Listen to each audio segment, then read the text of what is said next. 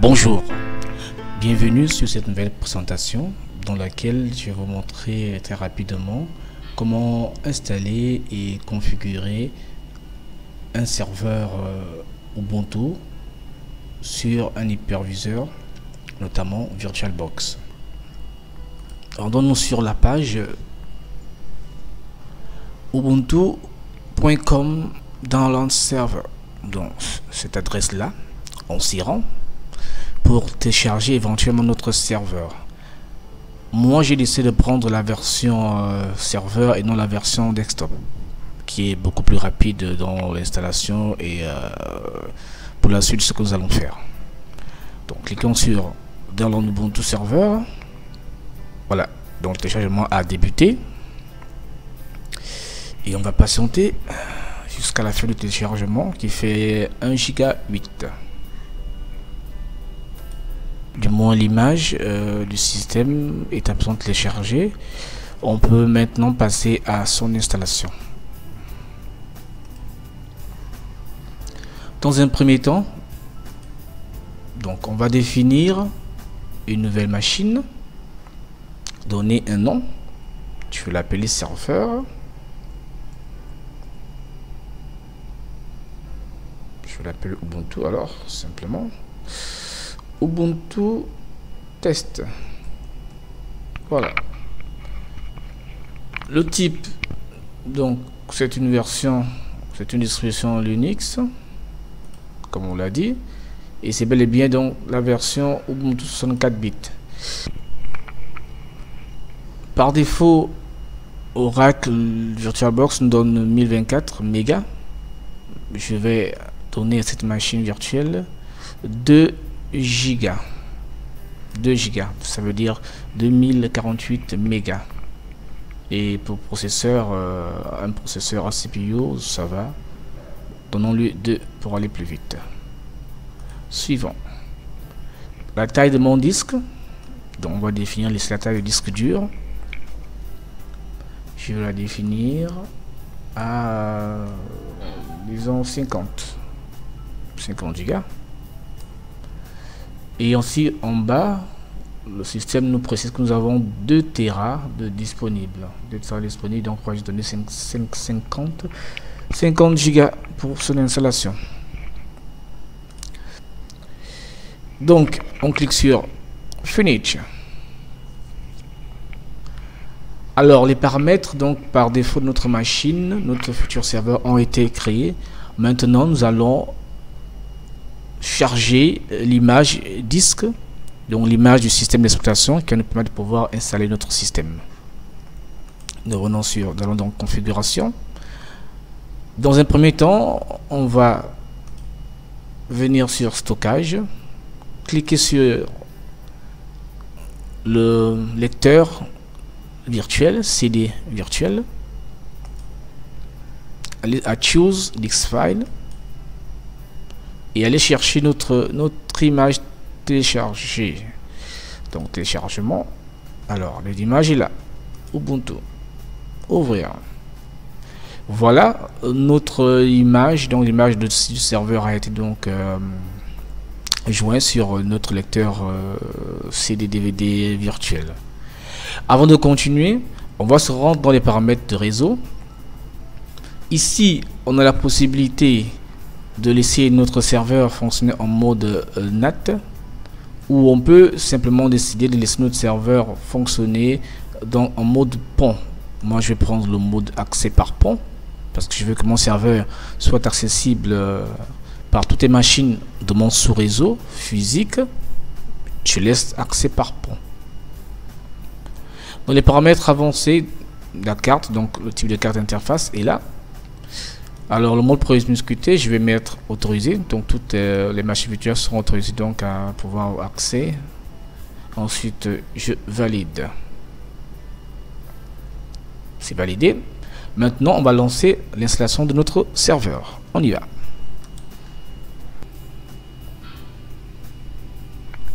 Voilà. On peut décider donc d'essayer simplement notre serveur sans l'installer. mais nous on peut l'essayer sans installer ou aller dans le test mémoire. Nous on va donc l'installer. Entrée. On va faire le choix de la langue. On a donc plusieurs langues qu'on peut choisir, l'anglais, le français. C'est dommage qu'il n'y ait pas ma langue, le fond. J'aurais bien mis du fond. Alors on va choisir français. Entrée. Terminé. Alors les options ici, on laisse par défaut. Clique sur entrée pour terminer. Maintenant, voici une partie très importante à ce niveau. Ubuntu nous demande donc de décider de choisir pour notre réseau. Est-ce qu'on veut laisser notre machine en mode DHCP ou on veut fixer une adresse IP? Nous allons fixer notre adresse. Mettons entrée.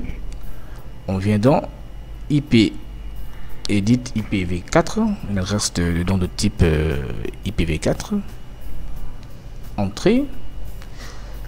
Ici, on fait le choix. Est-ce en mode automatique DHCP ou en mode fixe, mode manuel? On va choisir le mode manuel. Donc manuel. Voilà. En mode manuel, on va donc rentrer les paramètres de notre réseau. Donc la carte, notre carte réseau. Ici, on saisit donc l'adresse de notre sous-réseau qui est 10.0/24 pour dire que donc la partie réseau est sur 3 octets, donc /24. Si c'est sur 2 octets, ça fait un /16. Ensuite, on saisit l'adresse IP de la machine elle-même, l'adresse de la passerelle, Donc la passerelle est l'équipement par lequel va passer le trafic pour aller vers Internet ou vers d'autres réseaux qui ne sont pas les réseaux internes. Parfois on l'appelle aussi un routeur. Mais bon, de manière technique, c'est une passerelle. Ensuite, on saisit l'adresse de notre DNS pour la résolution des noms. Et enfin, on peut rentrer donc le nom d'un domaine. Quand tout ceci est fait, donc on clique sur sauvegarder. Donc on sauvegarde.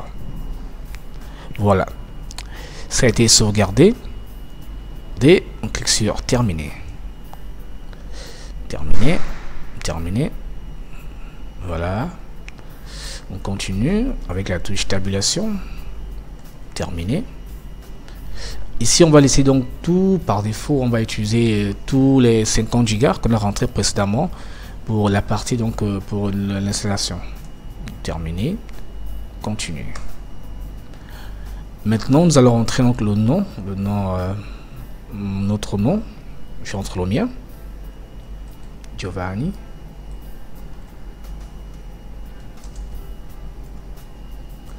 Ensuite, le nom de la machine que j'appelle Ubuntu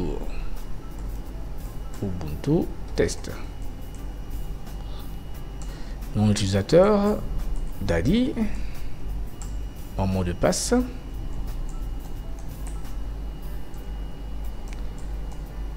Alors, je vous conseillerais pour le mot de passe, d'entrer un mot de passe qui a au moins 8 caractères avec des caractères spéciaux comme arrobase, point d'exclamation et ainsi de suite.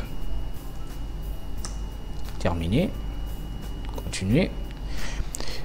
Je vais ici cocher l'option installer le serveur OpenSSH qui est très important pour pouvoir faire donc la prise à distance la prise à main à distance de notre serveur. Comme tout à l'heure, lorsqu'on va installer par exemple un serveur web sur ce serveur, on va voir que c'est très important, donc ce serait mieux de le faire à partir d'un client SSH pour plus de sécurité, surtout lorsqu'on travaille à distance.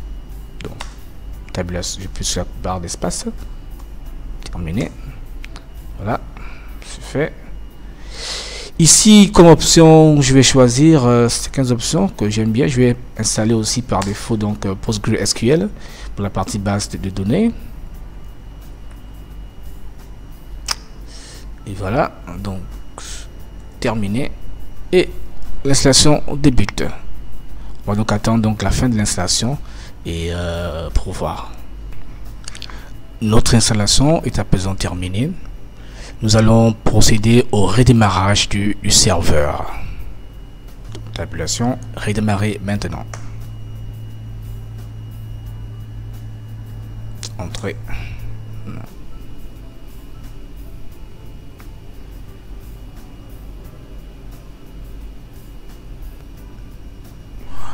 Voilà, notre serveur est donc à présent installé. Comme on peut le remarquer, nous avons donc bien Ubuntu test. Je vais mettre mes identifiants, Dali, mon mot de passe.